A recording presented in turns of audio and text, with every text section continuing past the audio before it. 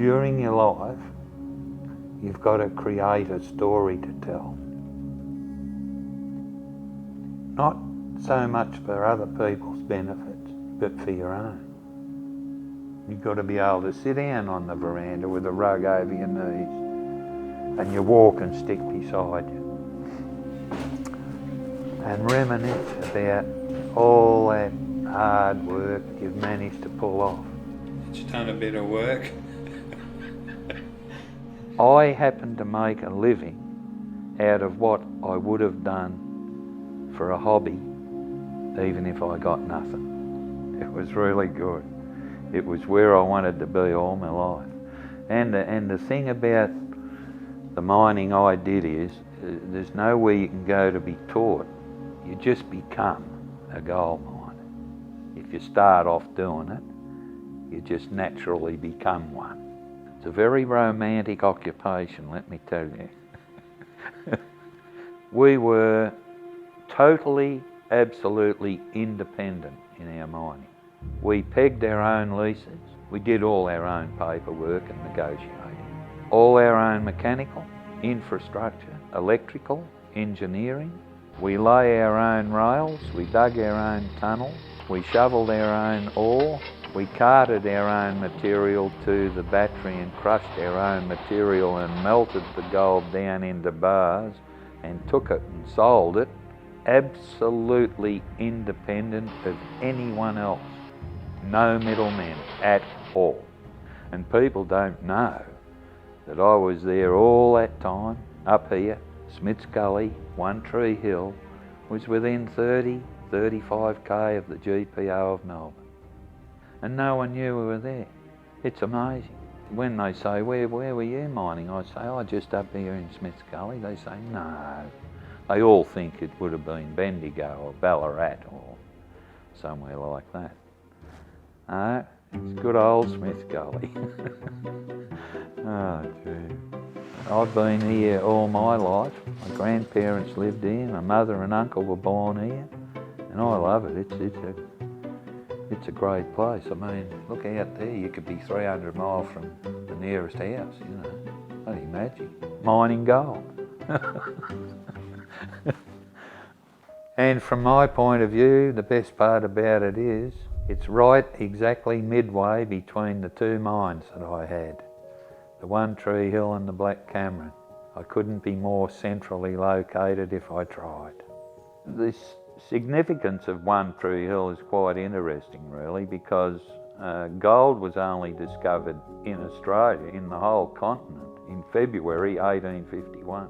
And within a very short time, just 3 years, there are reports of gold being worked on One Tree Hill. And that attracted migration of miners and orchardists and different people to the area. And among those settlers were quite a few Scottish people. And so the gold mining district was then named the Caledonian Goldfield as a result of the Scottish influence. And you can still see evidence of the alluvial mines and the quartz mines that have been worked in the area to this very day. Names such as Spanish Gully, Long Gully, Boston Gully, Whiskey Gully, Black Calf Gully, Wild Dog Gully, all these gullies were worked for alluvial gold.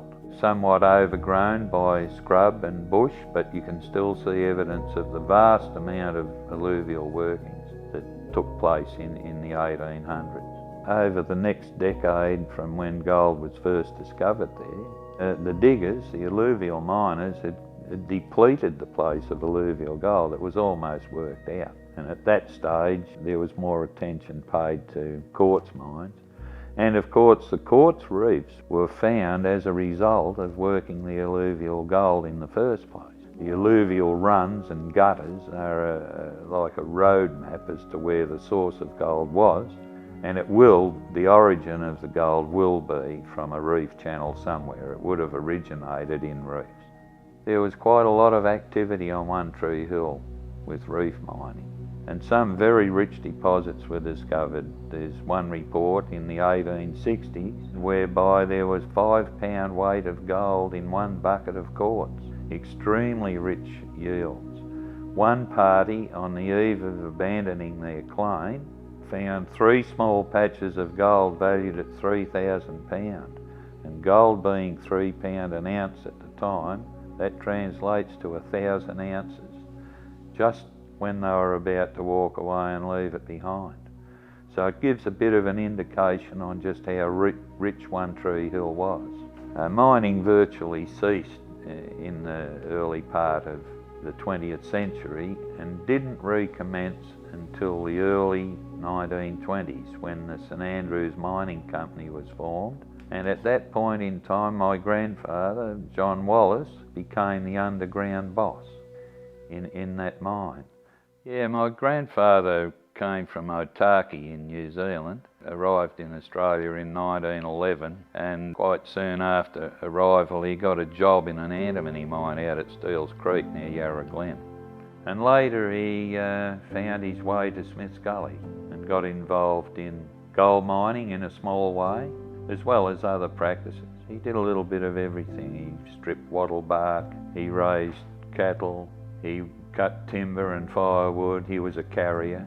But he had a bit of a go at gold mining and was later to become the boss, the underground boss, at the gold mining company on One Tree Hill. And they worked the various reefs within the mines and drove and at it from the western side of One Tree Hill and intersected a new reef called the Mystery Reef. Produced a lot of gold, up to 3 ounces to the tonne in places. My father, who was born and lived in Yarraville, a suburb of Melbourne, had heard of this fella called Jack Wallace, and he came to St Andrews, or Smiths Gully, in order to find out a little bit about mining. Up until then he had no introduction into mining. This was his wish. And he was walking along Smiths Gully Road and he saw some children playing there. So he asked them if they knew where Jack Wallace resided. And those children were in fact Jack Wallace's children. So they told him, yes, just over there on the corner. And one of these children was to become my mother in the future. My mother and her siblings, Uncle Bill and Auntie Nell, were all born in Smiths Gully. My mother was born in a little house opposite Rangeview Road on Butterman's Track. There's a little stand of cypress trees there and a house in amongst those trees made out of corrugated iron they called Tin Town. And her and my uncle and auntie used to walk from there to St Andrews School via Salters Rush Road and Cants Creek Road, where they'd pick up the Chancellor kids and then they'd all walk to school together. And so in due course he met with Jack Wallace and gleaned whatever information he needed to get himself interested in the gold mining of the district. And as a result of that, got to know my uncle to be Bill Wallace, the son of Jack. And they struck up a bit of a partnership and worked around quite a few small mining operations in the district. Shortly after my father and uncle got well established in the One Tree Hill mine, they were going through some pretty lean times. Gold is not easy to find in that particular mine. It has enrichments and it has a lot of poor stone as well. So they weren't finding too much gold, and my father had purchased a diesel engine from A.H. McDonald in Richmond and an air compressor as well, so as they could mechanise the mine instead of using the old hand tap drilling method. They also had an account at the Smiths Gully store and they had no money to pay off the account. They were in debt. McDonald's were after the old man to make payments on the diesel motor and air compressor, and he was saying, we have plenty of ore at Grass ready to crush, however we need rain to get water to crush it with, and until such time as we get rain we won't be able to crush it, and therefore we won't be able to make payment on the engine, which was false. It was pouring rain at the time, I believe, and they were just trying to stall off paying the instalment. And then they found the 115 ounce nugget, and that was found by way of chance.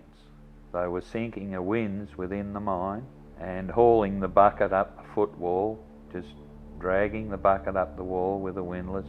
And it used to catch on this rocky quartz outcrop in the side of the hole. And one day my father decided to put a shot in behind it and shoot it out. They went in after the smoke had cleared, and there it was laying on the floor. And that enabled them to pay off their debts to A.H. McDonald and Charlie and Ethel Peake up at the Smiths Gully store, and purchase the property that my father and uncle had on Butterman's Track and Skyline Road, a property of about 830 acres of bush. I was born after my father had that success with the One Tree Hill mine during the war in 1943.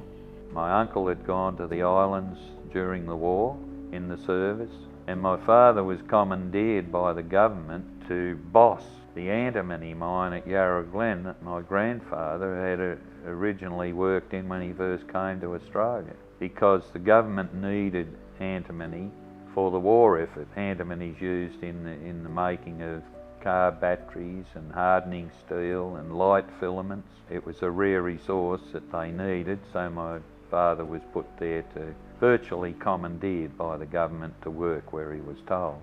After the war, I'd be about 4 years old. My uncle used to go over to One Tree Hill mine and do maintenance, putting in timber and keeping the mine in good repair. I used to run in and out of that mine. I can remember running in and out of it like a child would do. And I remember him digging out a piece of quartz with a bit of gold in it. And he gave it to me and said, "Dio, you can have that." And that was my first introduction into the world of gold mining, or gold mines for that matter. It's no wonder that that was to have an influence on where I was headed later on in life. However, they never reworked the mine again. After the Second World War, the price of gold was pegged at $36 US, and of course the country needed to be replenished.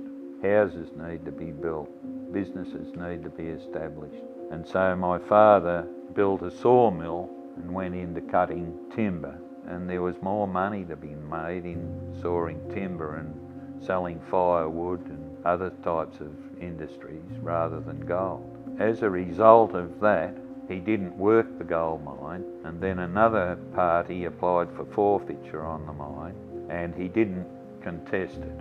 He just came to an agreement that they could take over the mine. They didn't ever do anything with it, but they held the licence for some time. It was never worked again until I reopened it in the 1990s. I was actually born on Skyline Road. My family had moved from Smiths Gully to Skyline Road, and I went to school at Yarra Glen State School, and me and my brother rode horses to school. And my father used to saddle the horse in the morning and put me on it, and I had to stay on it till I got to school, because if I got off it, quite frankly, I could never get back on it. I was too small. So the headmaster used to unsaddle the horse when I got to school. We'd put the horse in the horse paddock attached to the school yard, and after school he'd come and put the saddle back on the horse, and I could walk up the stay and just climb across into the saddle and then ride home. Quite often my brother and I would have a disagreement on the way home, and we might get off to have a bit of a fight, and we could never get back on. We'd have to end up walking home. After the state school, I went to Lilydale High and only stayed there till third year. My father read my school report and said, "Geez, you're not doing too good at school, are you?" And I said no. And he said, "Well, you better leave school and come and work for me." So I did. I left school at 14 years and 9 months old, because it wasn't worth going back for 3 months till I reached the required 15 years to leave. And my first job was driving an arming tank out on Butterman's Track clearing land. I used to get in the Blitz truck, the old Blitz truck. I had two 44-gallon drums of diesel on the back, and drive the truck out to where the tank was, pump the fuel into the tank, start it up, work all day, and drive the old blitz truck home at night. On the road, not even 15 years old. Oh, gee. But anyway, that was how I started work with my father, and then I went to work in his sawmill and cutting firewood. We had a firewood business. Me and my uncle did all the firewood. We'd cut the wood in the bush into 7-foot lengths, cart it home and put it across the saw bench and block it into foot blocks. We used to sell a 5-ton load of foot blocks every day for 5 days of the week, sometimes on Saturday.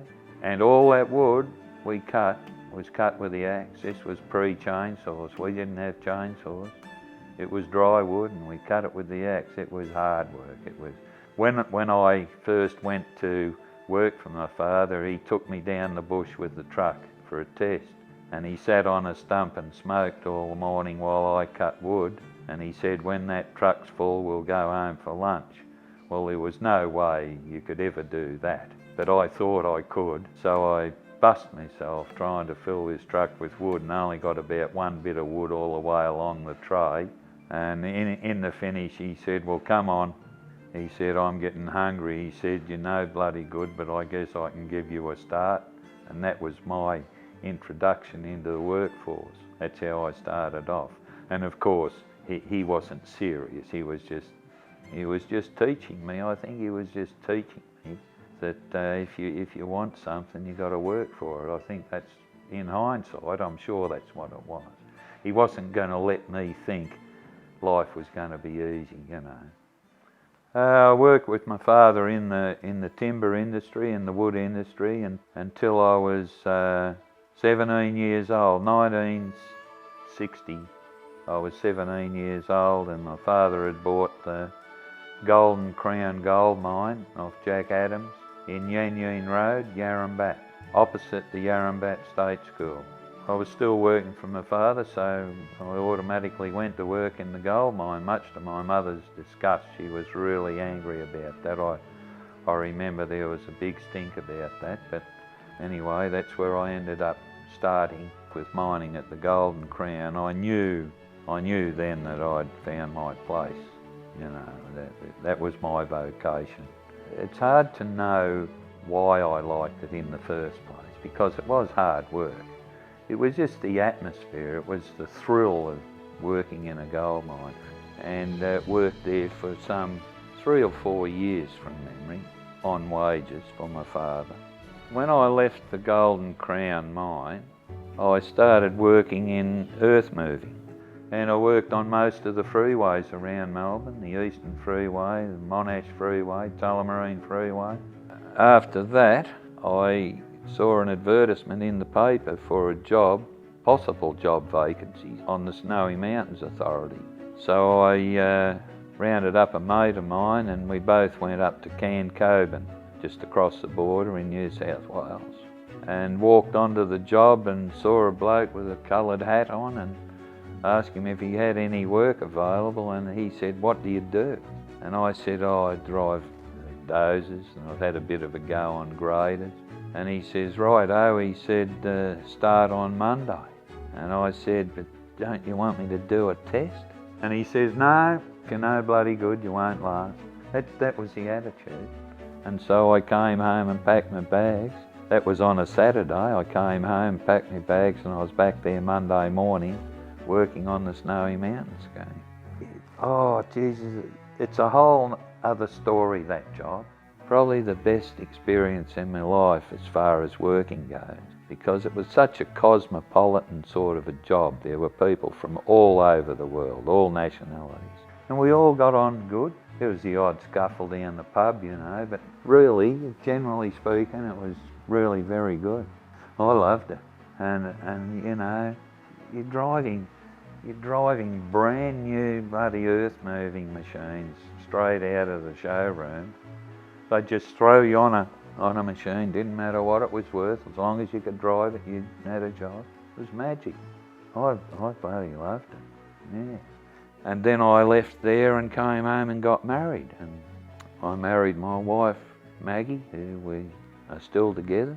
And I had to give up my job to get married because you couldn't have women in the accommodation at the Snowy Mountains. women were off base. And so I didn't have a job. I threw my job in to get married. I got another job earth moving for a while, and then I went working on the Melbourne airport. And I worked on that job when they turned the first sod of soil at Tullamarine, which is another example of just how old I'm getting. And then after that, I went contract mining. My first job, contract mining, was with partnership with my Uncle Bill, so I'd rejoined him not as an employee, but now as a partner.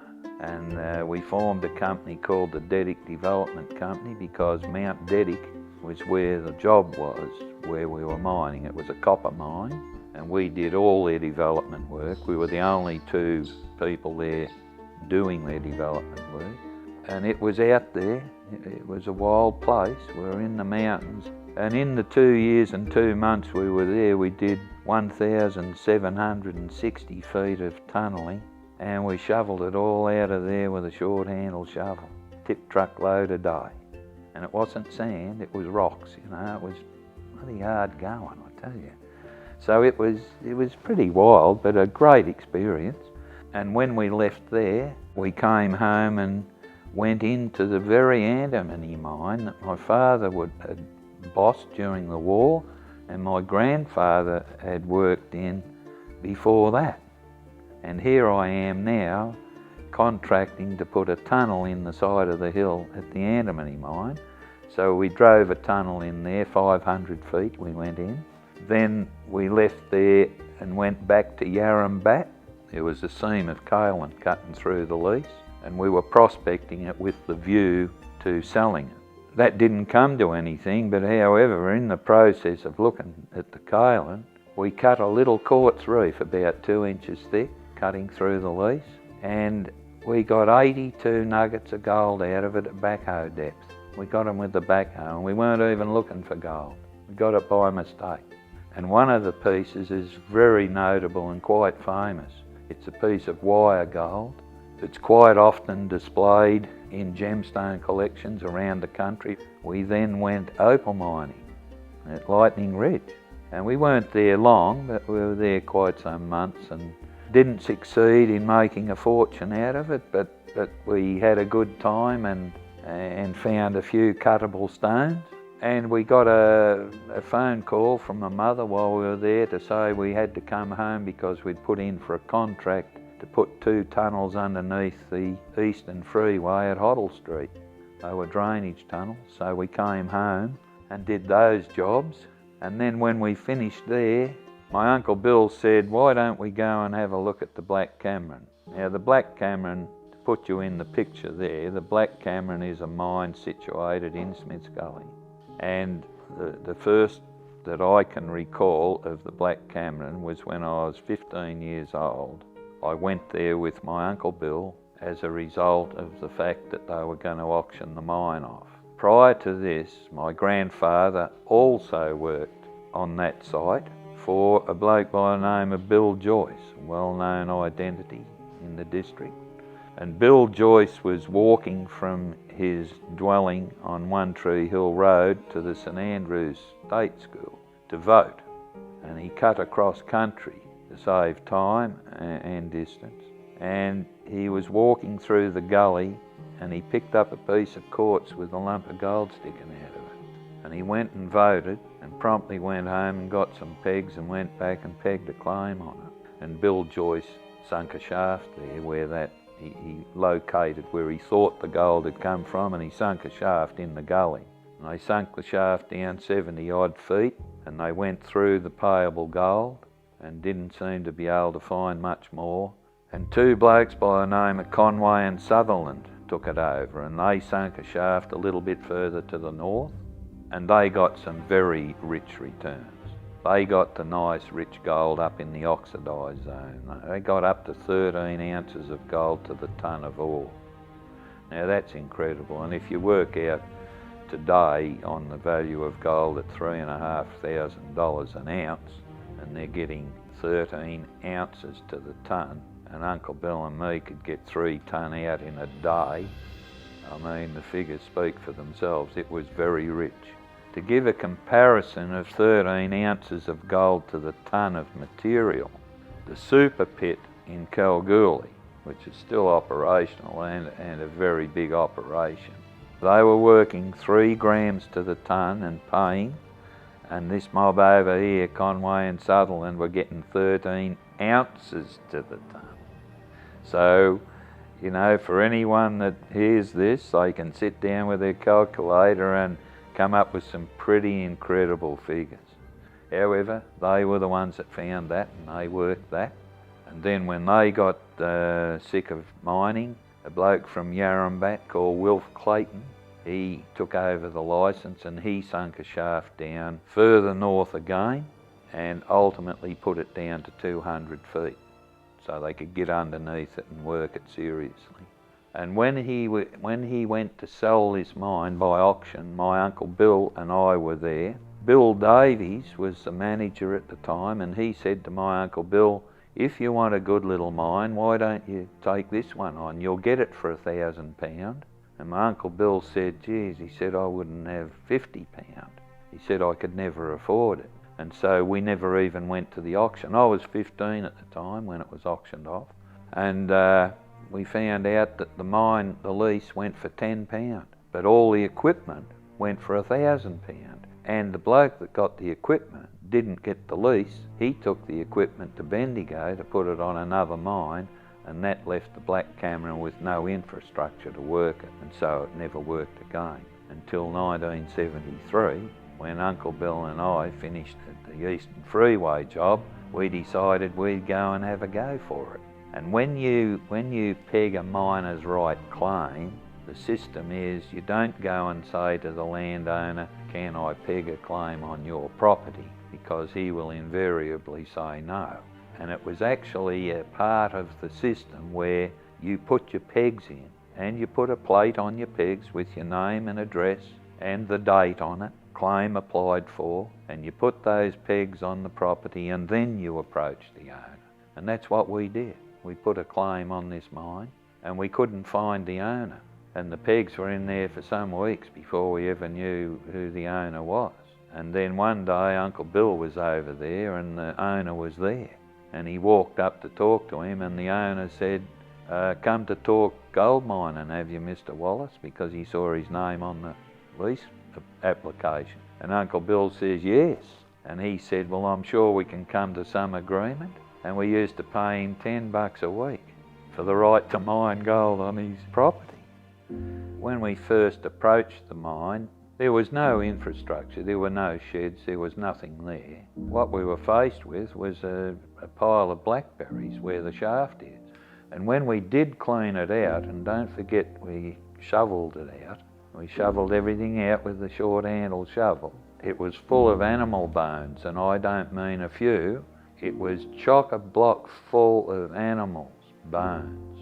And the reason for that is a local butcher down in Hurst Bridge owned that property, and that's where he disposed of all the bones from the slaughterhouse and everything. That's where he got rid of his bones. There was old engine blocks and lumps of cable. It was a terrible thing to clean out. It was a horrible thing to clean out. But we did. We cleaned it out, and then we needed a treatment site, so we brought the 5-head stamp mill from Nillumbik, from the Golden Crown, and installed it at the Black Cameron. Because the Black Cameron didn't have a crushing plant on it, all their product was crushed at the State Battery down near the cemetery, at the Queenstown Cemetery. There was a State Battery there, and the Black Cameron stone was all crushed through there. And my father crushed all his material from One Tree Hill through that State Battery too. Used to be powered by a steam engine. I can remember it operational. In 1962, the bushfires came and burnt it out, and the battery was removed to somewhere else. This is a plan, side elevation of the Black Cameron mine at St Andrews. You can see all the darker areas is what Wilf Clayton took out.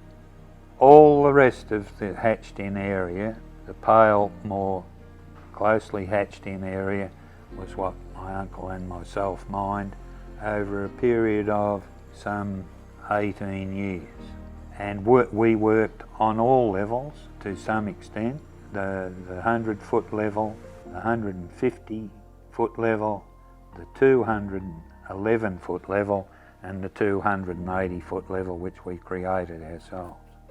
There are still values in this mine that are payable, but as you can see, we were trucking the ore along here, pulling it up to there, trucking it along to there, and pulling it to the surface. So we were double handling the ore.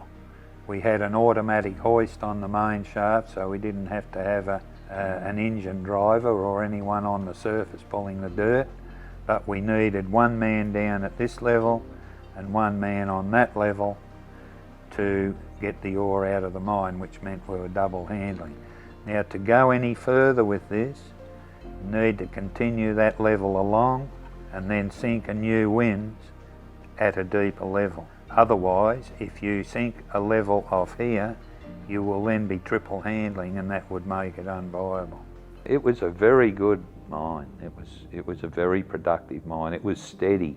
It went the same grade per tonne when we went there as what it did the day we left. So you could depend on it, which is a bit unusual with a gold mine, because One Tree Hill was a different story, whereas the Black Cameron was a steady grade all the way through. You knew from day to day what you were going to get. You know. We averaged at the Black Cameron over the full life of the mine that we worked there, and we did more work in the Black Cameron than any other party. In fact, we would have done 2/3 of the total mining work that's been done in the Black Cameron. We averaged 1 ounce of gold per tonne recovered. And like we used to see gold, in the Black Cameron, from 6 foot away, you could look at the quartz in the face and you could see colours of gold in it. People used to say, oh, why don't you employ people and get it all out quicker? But we weren't interested in that. We were not only happy enough with what we were getting by way of return, but we were providing ourselves with employment. Now, had you got all the gold out in a week, it'd be nice to have all the cash sitting there in a week, then you'd be sitting around saying, what are we going to do now? So we kept ourselves occupied simply by doing what we enjoyed doing. And my uncle, he would have done everything he did for nothing. He just loved to work. I was a bit the same. I was under the impression that if I was working, I was making a quid. And quite often I was, and sometimes I wasn't. I'd be working for nothing. They don't pay much for rock. And in the Black Cameron, we were removing 4-to-1 mullic ratio to quartz. So it's 4-to-1 ratio of rubbish. A foot width of what we were mining was payable, and the other 3 feet was just mullic. And that foot of quartz is what was carrying the 1 ounce of gold. Me being the younger of the two of us, my uncle was, of course, he was a lot older than myself. I did the shovel work. He did a lot of drilling and other work, laying rails, and I did most of the shoveling. And I shovelled 10,000 tonne of material out of the Black Cameron in that 15 years. I know that sounds ridiculous. And if you saw that in a big heap all at once and someone said, you're going to shovel that, you'd say, no, I'm not. But the thing is, you do it piecemeal. You do a bit each day. You do a bit each day, and eventually after 15 years you look back and say, gee, that's 10,000 tonne. And I know it is, because you know you've crushed so many tonne of quartz, and you multiply that by the 4-to-1 ratio, and that tells you the total amount of material you've had to shovel out with a short handle shovel. And some of it's quartz and the bulk of it's mullic, but that's how much you shovel. We used to drill and shoot our holes at night. That allows the workings to clear out, the fumes clear out of the workings overnight, and they were natural ventilation, both our mines. So you go back in the morning and the air would be clean. So you go down to start work. The idea is you want to shovel out the material you fired out the day before, drill it and shoot it again for the next day. So it was remove the material, drill, shoot, remove the material, drill and shoot. every day virtually, unless when you got enough material out then you'd have days for crushing. But anyway, when I'd go down in the morning and I'd face up to this heap of rock, the heap of dirt would be about 4 foot high at the face. So if you can imagine a slope that's 30 foot long, ending 4 foot high, and about 4 foot width, that's the amount of material you're going to shovel out by night time. And so I used to take my jumper off because it wouldn't be long before you had a good old sweat up, and I'd throw it up the tunnel on the heap of dirt. And the reason I used to do that is because it used to give me something to work for, something to work towards. And I'd say to myself, righto, when I get to that jumper, that'll be lunchtime. We'll knock off for lunch. And sometimes you'd get a little bit over exuberant. You'd throw it a bit hard, and then you'd have to work like hell or have a late lunch to get to the jumper. But either way, it used to work all right, because if you worked extra hard in the morning, then you got an easier afternoon. But that's what I used to do. Now, this is a mental game. This is giving you something to aim for, because otherwise all you're doing is shoveling stuff. And this is the sort of thing you can do when you work for yourself. This is the incentive you can create. You see, if you're working for someone else, no matter how ambitious and conscientious you are, it's hard to be motivated to the same extent as when you're working for yourself and handling the product, seeing the end result. Now, the poor guy that works in mines for a wage, he doesn't necessarily see gold at all. In those mines, like I mentioned in Kalgoorlie, those workers don't see gold. The gold's only microscopic, a lot of it. A lot of it's in sulphide form. It's not even it's not visibly gold. It's locked up in mineral. Whereas these mines around here, the Black Cameron, the gold was readily visible. It was very visible.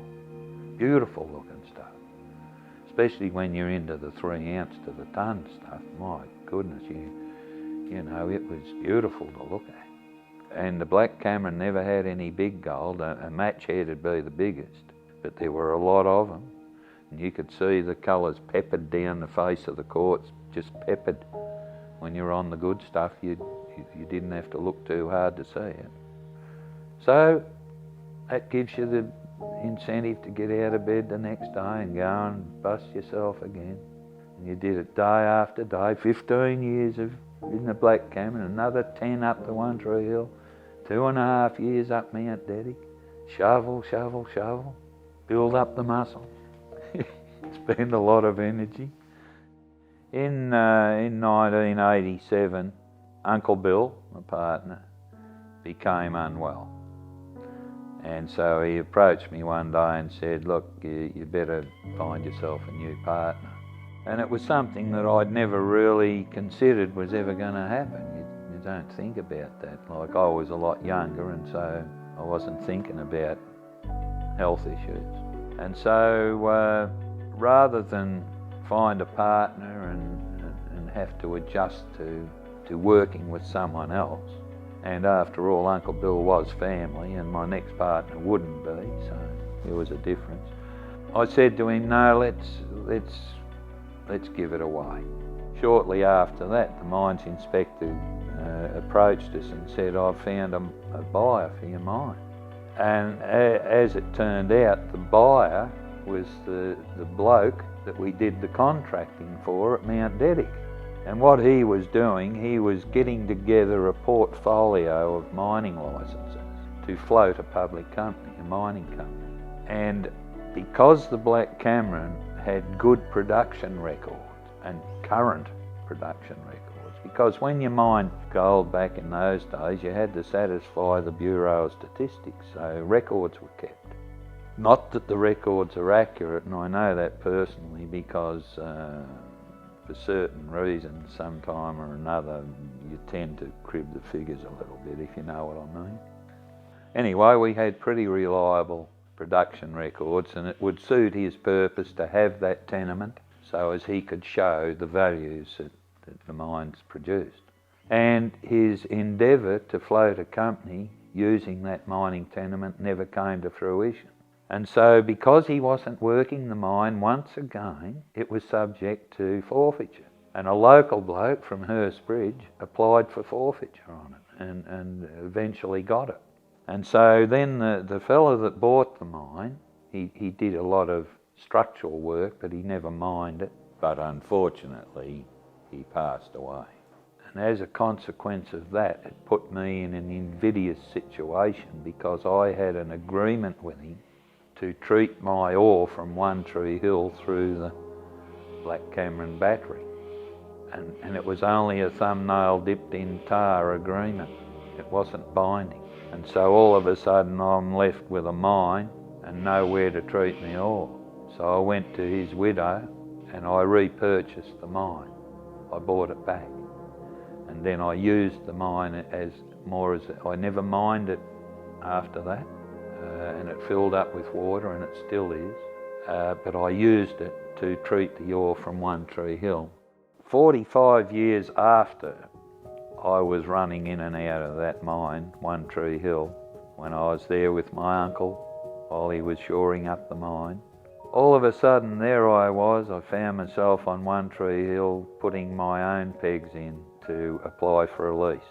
I always had an ambition to go and reopen One Tree Hill. I spoke to my father about it when he was alive, and I said, "Do you think there's any more nuggets in One Tree Hill?" And he said, "Oh yes, there'd still be some in there." So anyway, I was working helping a young bloke clean out a mine at Avoca, a bloke by the name of James Glover. And when we finished cleaning it out, he showed a lot of interest in mining. He was a little bit like I was years before. He wanted to get into mining as well. So I propositioned him by saying, "I'm playing around getting ready to open up a mine. Do you want to come in as a partner?" And he agreed. And that's when we reopened One Tree Hill. We went there in 1992, but it took 4 years before we got the okay to go ahead. But when we did, what we were faced with was rehabilitating a mine that had fallen into disrepair. The workings had fallen in. The roof of the adit was too low. It had been put in the early days, so we had to widen and heighten the adit. We had to survey a new adit to get around the fallen ground. James came into play there because he'd done a bit of underground surveying at Ballarat School of Mines, and we surveyed a new adit and drove it 60 metres to bypass the old fallen in ground. At the time when my father and uncle stopped working the mine, they had installed a diesel engine and small air compressor to facilitate drilling. That was the first mechanisation in the One Tree Hill mine. It never had equipment in it up to that stage. It was all hand done, hand drilling, shoveling, everything was done by manual labour. So we decided to mechanise it as far as we could, given that we would only be working it to a certain level. It wasn't a big operation. We didn't want to make it that way. We wanted to keep it at a level where two of us could cope. And we purchased an old electric loco, a proper mining loco used for this purpose, but it was in very bad condition. So we brought it home and cut it down, stripped it down, and converted it from electric to diesel over hydraulic. Decked it out in a more modern way, naturally. Of course, it had no steering wheel, it just had a stop-go lever on it. It had a light on it, so you could light the tunnel as you went up and down the tunnel. It was quite a thing. I built it up here in the shed and took it up the mine on the trailer and just rolled it onto the rails, and we worked it ever since. We installed what is known as an IMCO overshot bogger, and the way these machines work is because you're working in narrow workings, you can't have a machine where you have to turn around to load a truck. So the bogger picks up the ore in front of the machine, and the truck is at the back, and it tips over the top of itself into the truck behind. That's why we call them overshot rail boggers. It holds 3 cubic feet of material, and it also swivels from side to side, so it's on a turntable. This machine takes the place of hand bogging or shoveling. It takes a lot of the labour out of this type of work, which is back-breaking work. And this was the first time I'd ever used a rail bogger. Up until this time I'd shovelled everything by hand with a short-handled shovel, I might say too. Our treatment plant was over at the Black Cameron mine, some 6 kilometres distant. In order to move the ore from One Tree Hill to the treatment site, we purchased a 600 series Dodge tip truck, bogie drive tip truck. In order to load the truck without the use of a front end loader, we built a bridge outside the adit, a trestle bridge in the old traditional railway trestle bridge style. That bridge was built in such a way that it was at the same level as the rails coming out of the mine, so the truck could freely run across it, and also it was high enough that we could drive the tip truck underneath it. And the skip that we brought the rock out of was a side tipper, and you just tip it straight into the tip truck. We did that because regulations required that. The old method of storing the material at the mine, when my father had it, was simply to tip the mullock along the side of the hill in a mullock dump. But because of regulations that were imposed upon us, we had to take all that mullock off-site. And various people around the place wanted driveway material and rip-rap to put on the face of the walls of dams. And I used to cart the rock and give it away to people for nothing, just to get rid of the problem. We took many hundreds and hundreds of truckloads of material out of that mine just to establish a working situation. It was caved in, it was filled in. We had to clean the mine out. It was a huge job. And we weren't getting any income. This is all just to get in there. You know, you might have got nothing. We would have spent 6 to 9 months moving material out of that mine just so we could start work. This particular adit, number 3 in One Tree Hill, intersects 4 reefs: the Bucks Reef, the Mystery, the Moonlight and the Swedish Reef. The big producer, the rich reef in One Tree Hill, was called the Swedish Reef. And according to the old Mines Department reports, it suggested that at the number 3 level, if a drive was put a little further north on the Swedish Reef, it would intersect the rich chute of stone pitching down from up above. And it made a lot of sense. It looked right, felt right. It's just that no one had done it. And so I decided to have a go at that. So we cleaned out the Swedish crosscut for 300 feet and put rails down. Went out there and arrived at the place where the quartz was in the face, and we needed to drive it further north to see how good it was, which we did. And we drove it, I guess, about 80 feet to the north until we realised that we were on a fool's errand. There was no gold in it. It's hard to imagine that it could be so rich just 70 feet above our head. And at that point, there was just no gold at all. In fact, the quartz petered out to the point where in the end of our drive, you could hardly determine the reef was there at all. The reef just pinched out. And this is the sort of thing that happens. It's not all beer and skittles. It's very costly to get involved in this sort of exploration. Diesel fuel alone, but you're not getting any return. The return is at the end. It's the pot of gold at the end of the rainbow. And in this case, there was nothing there. So you just pull your gear out and go and look somewhere else. You could do a lot of work in mining for very little. And a lot of people did. And one day we were sitting up there, me and James were sitting up there having a cup of coffee. James and I were discussing whether or not he could carry on during this exploratory period.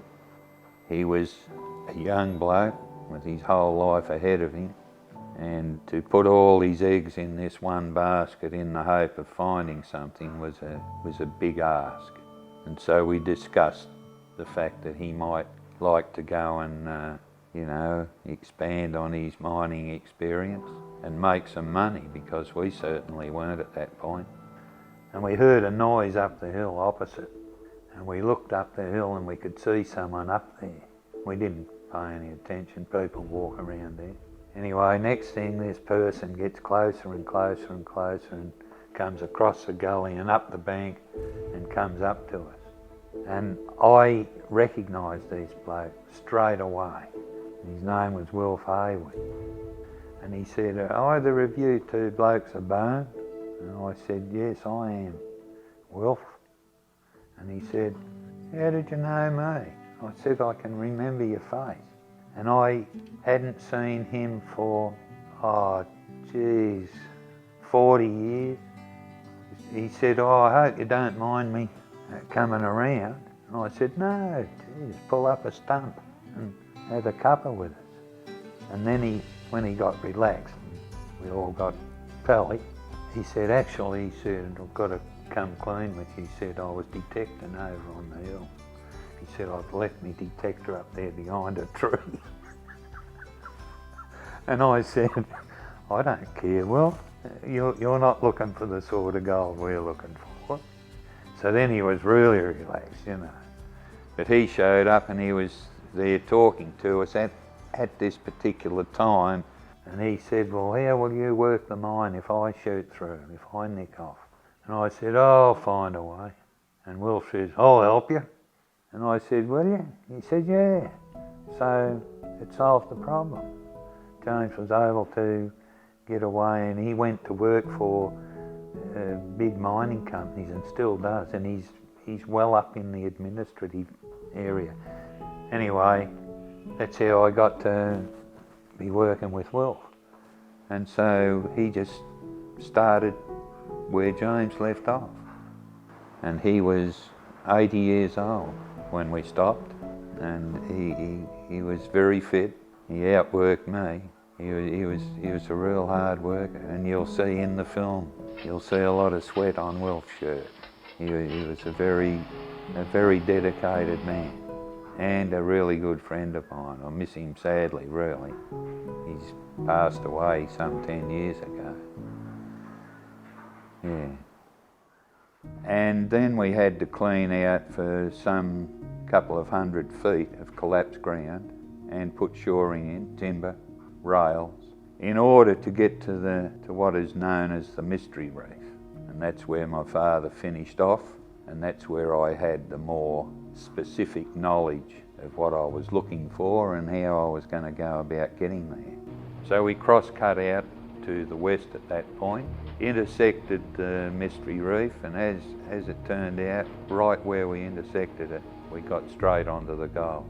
We didn't produce any gold to speak of until we intersected the Mystery Reef after all that work of rehabilitation.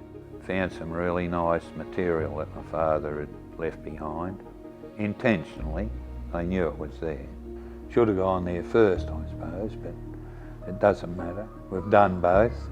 It's really quite daunting because you're chasing an unknown. The gold might have cut out a foot further on from where they left off, and had that happened, then we would have failed miserably, because that's where the gold was that afforded us to carry on. As we followed the Mystery Reef north to intersect my father's old workings, we rose overhead and stoped out the material overhead. It's easier working in an overhead stope than it is working underfoot, because working in a stope, gravity does the work for you. The material just drops to the floor and you can bog it out with the machinery. Whereas if you're working in a winze, for instance, when you shoot it, you've got to shovel that material out And you can't shovel off boards or off a smooth bottom. You're shoveling off broken rock. And I'm talking about rock from 6 and 8 inch chunks down to dust. Pretty hard to push a shovel into some of that stuff. It's very laborious work. When we were working in the wind, we used an air winch, tugger they're called, a tugger, half-ton tugger, to pull the material up out of the internal shaft or wind, using these rails to guide the bucket, because the winds is not a vertical shaft, it's on a decline. And always had one down below, either one of us shoveling it into the bucket, the other one up top tipping it into the skip. 8 of those buckets filled that skip, and that was 1 tonne. So there were 8 of those buckets to the tonne. When you work these small boutique mines, as I like to call them, you're working in very close quarters with your mate, and it's a very closed environment. You're not conscious of the weather outside. There's no perception of whether it's raining or whether it's sunny. If you just sit and listen, it is the ultimate in silence and darkness if you switch off the lights. It's just totally dark and noiseless. However, when you're using rock drills, the noise is very intense.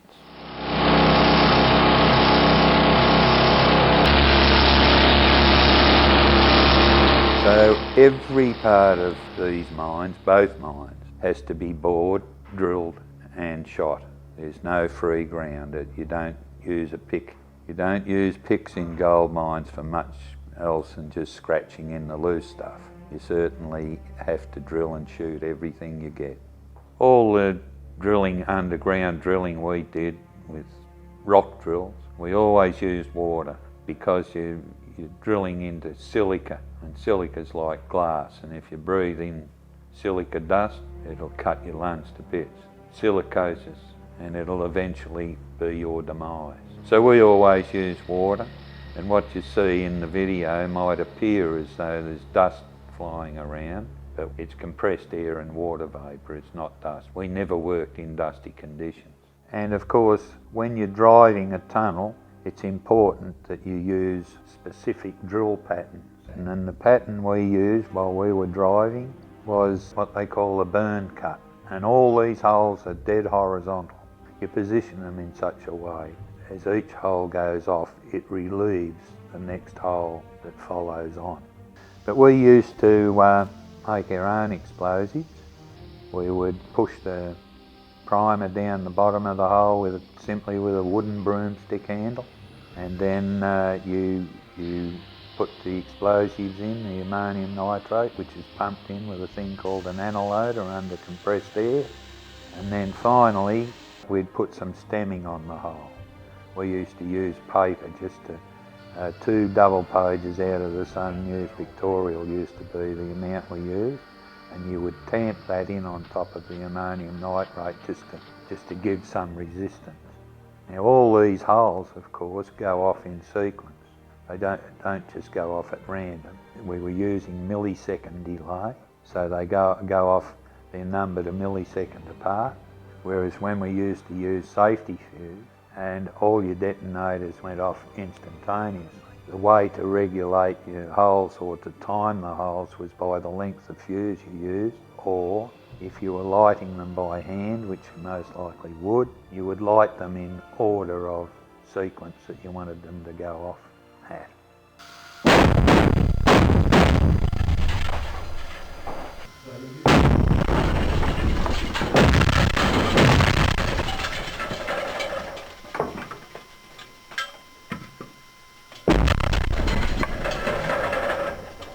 We always fired out in the evening, so as by the next morning the air would have cleared. It would take about a minute to load 1 tonne and another 3 minutes to take it out, tip it into the truck, and return would take another 3 minutes. So you're looking at about 7 minutes to bog out a tonne of material. We used to put 15 tonne on the tip truck before we took it over to the crushing site. Once we transported the ore from One Tree Hill to the Black Cameron, we just tipped it out into a pile at the primary crusher, which was a little Jake's little 12 by 12 jaw crusher, because you'd have pieces of quartz like house bricks and bigger, and so you need to put it through the primary crusher to reduce it down to a uniform size. And in this case we had the jaw crusher set so as it would crush it down to the size of walnuts.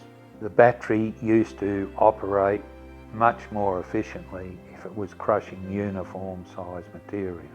The type of crusher that we're talking about is the well-known stamp mill or battery. It's 5 stamps. They weigh half a tonne each. They slide up and down between red gum slides or guides that are well greased. You're crushing with water.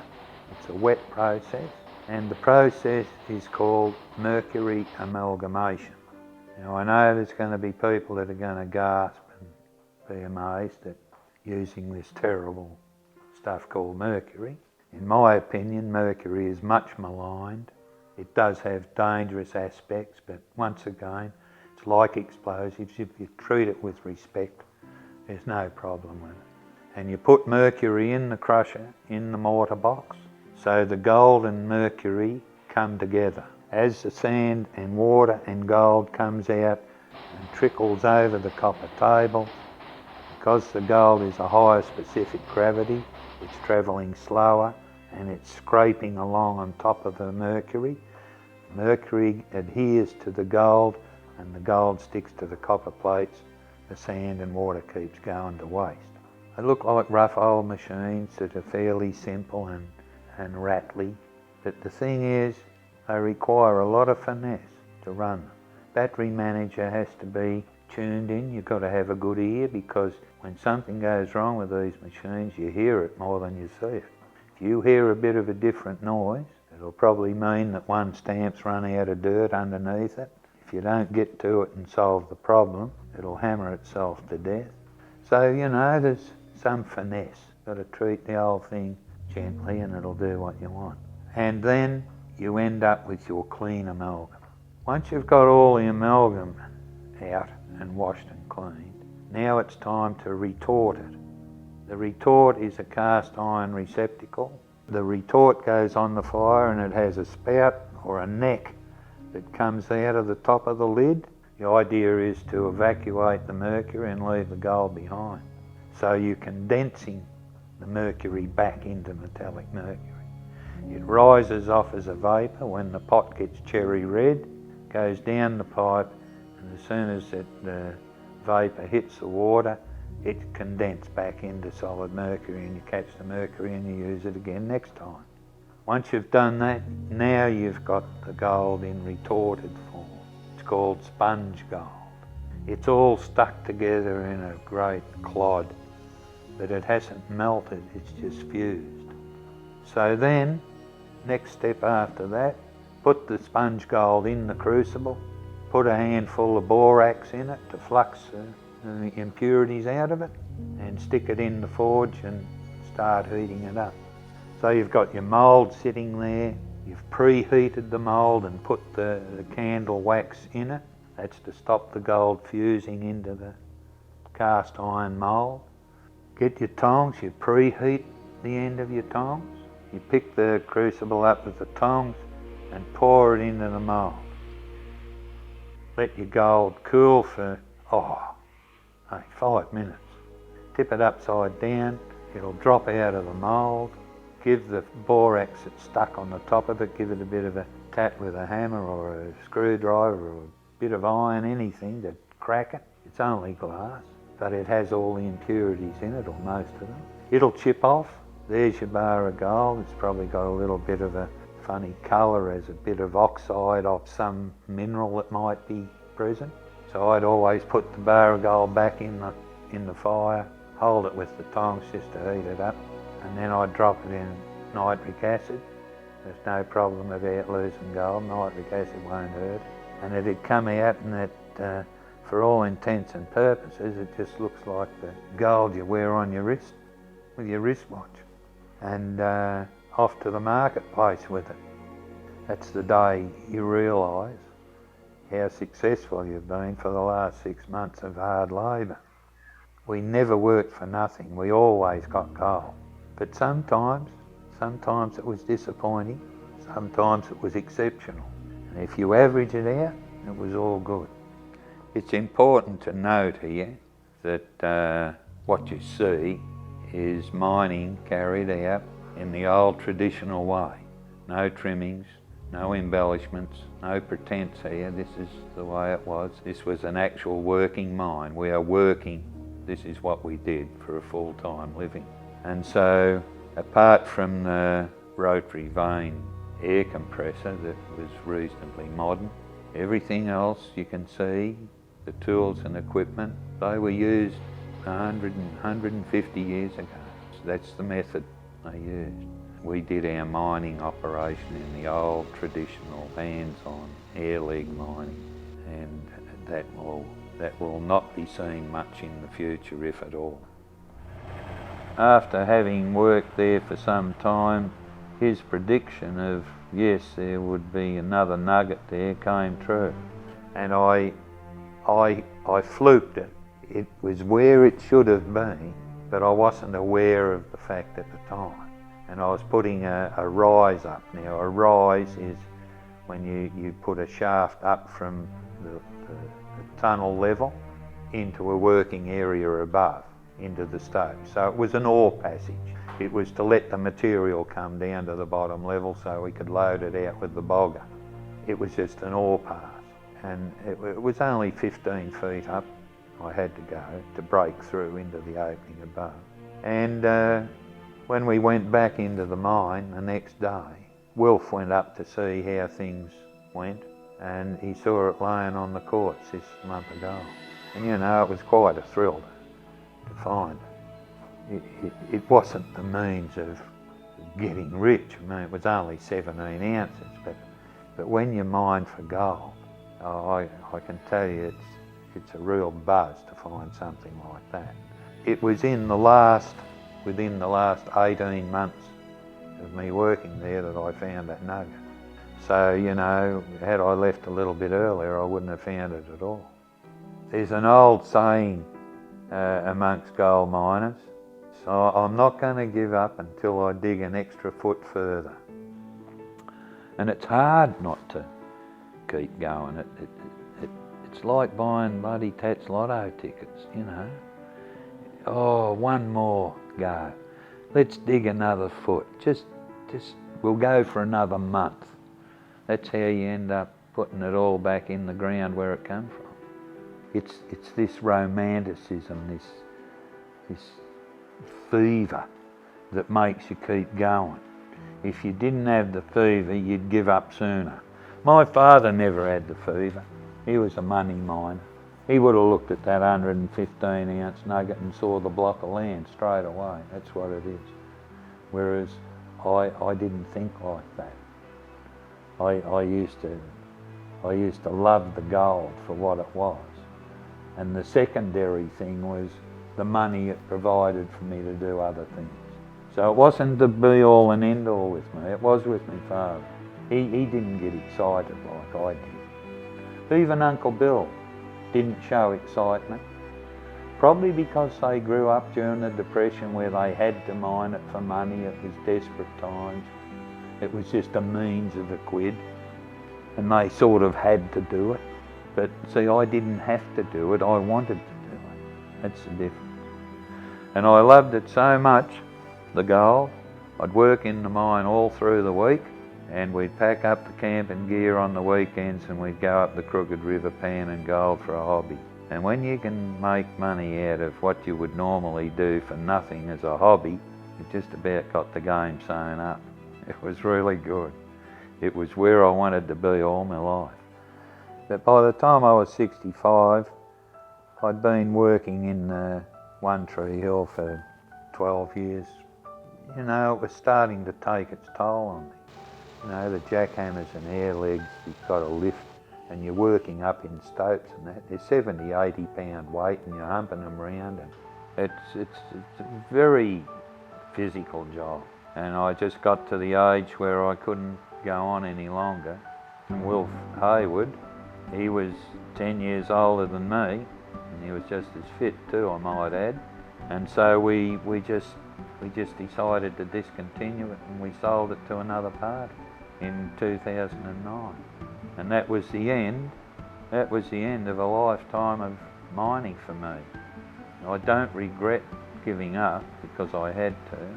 I'm disappointed that I had to, but if I hadn't, I wouldn't be here now. I would have worked myself to death, I think so.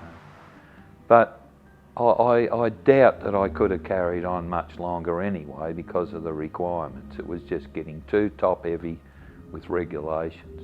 The mining industry, at the level I did it, the boutique, the small guy, independent guy, that finished when I finished. It's gone. It's a bygone era. It must be said that these small mining leases, such as these two, they are just not available anymore. Not in an area like this.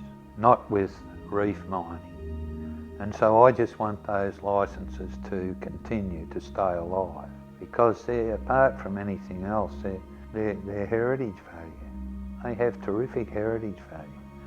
The One Tree Hill mine itself would rank as one of the very earliest underground quartz gold mines in the whole continent of Australia, not just Victoria. And to be able to do gold mining within 35 kilometres of the GPR. You can stand up at the gate on One Tree Hill and see the West Gate Bridge. And people don't know that I was there all that time, up here, at Yarrambat, Smiths Gully, One Tree Hill, all those mining places where I mined and made a living on a permanent basis was within 35k of the GPO of Melbourne. I remember when we first started off at the Black Cameron, one day the mines inspector showed up and he couldn't believe that we were mining. What are you doing here? That was his attitude. What are you blokes doing here? Oh, we're mining. They didn't even bloody know. Like a few locals knew. When we'd start the battery up, the crusher, you could hear it all over the hills, you know. Everyone would hear, they'd say, oh, they're crushing down at the mine today. Because you used to kick up a bit of a racket. But the thing is, this area here was settled by gold miners and orchardists. That's why it's here. The whole history of the place does go back to gold mining. And to be the last person to do it in the district, I was the brunt of all the distaste and resentfulness that people think they have to apply to it. There was suggestion by people that I was going to bring a bucket dredge in here and dredge Smiths Gully. They looked at me as being in the enemy canyon. You see, places like Smiths Gully, they're not suburbs, they're communities. That's what they are.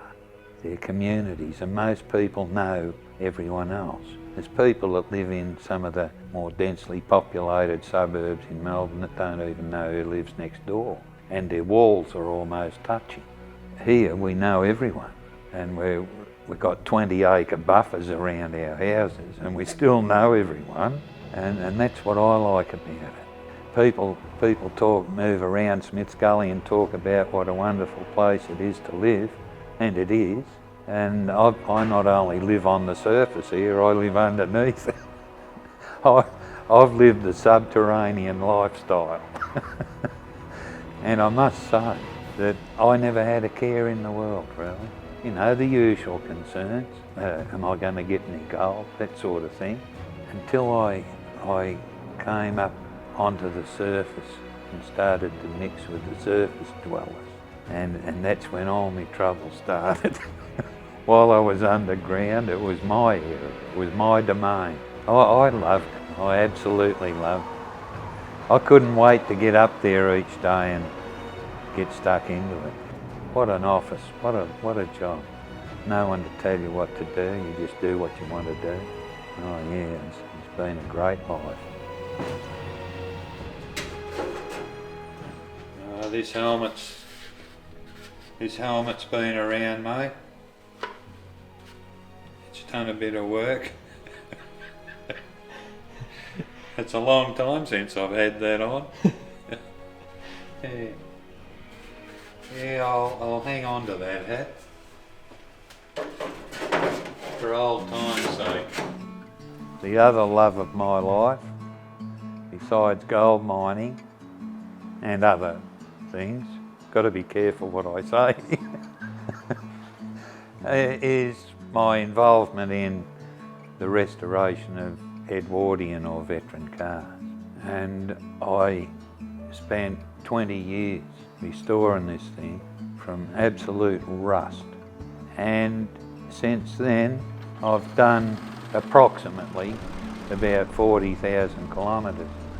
And it just keeps rolling. It's a beautiful old thing. It's a 1911 Fabrique Nationale, made in Belgium. And last year, myself and Margaret, my wife, and two friends, Catherine and Chris in Newcastle, we got in the old FN and we drove it from Brisbane to Broome, 4,666 kilometres, 23 days it took us. But yes, I spend my time doing that. And other things, you know, like I'm into opals and sapphires, anything that comes out of the ground. I'm the last of this great line of mining people through the generations, and I have no children and no one to encourage to go on pursuing the same occupation as what I've had. And I would suggest that's a good thing. Leave school when you're 14 and go and work in a gold mine and do it all your life and be happy about it. You couldn't advocate that now. However, that's not to discourage you from carrying out prospecting in some other form. A day out in the river panning, a weekend away on the Goldfields detecting. Who knows what you'll find? No reason why you shouldn't go out there and give it a really good go. And who knows, we might meet up with you out there on the Goldfields someday and have a really good chat about it. Until then, good luck and have a good time searching.